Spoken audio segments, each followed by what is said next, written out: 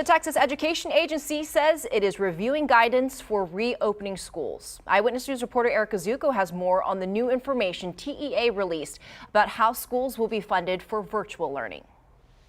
A lot of schools are going to face unique challenges, including a learning accessibility gap that was really exacerbated by the pandemic at the end of last school year. One way they're going to be trying to address that is with extra instructional time for some students, and that's going to mean some really different learning models in a lot of schools. The Texas Education Agency did release some information this week that was about funding models for remote learning. One measurement I want to point out that they included is a graph that shows what they call the COVID slide.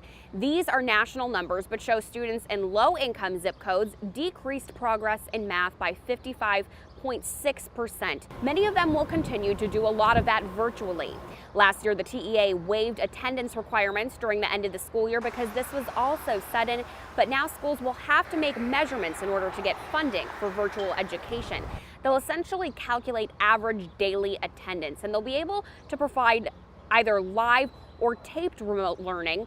There will be a grace period for schools at the beginning of the year, and they will be receiving funding for this remote instruction.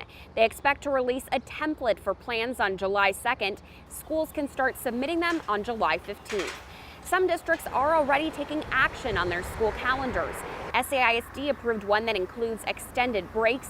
The district is ready to provide both in-class and virtual instruction and says some students may do all of their instruction physically at schools.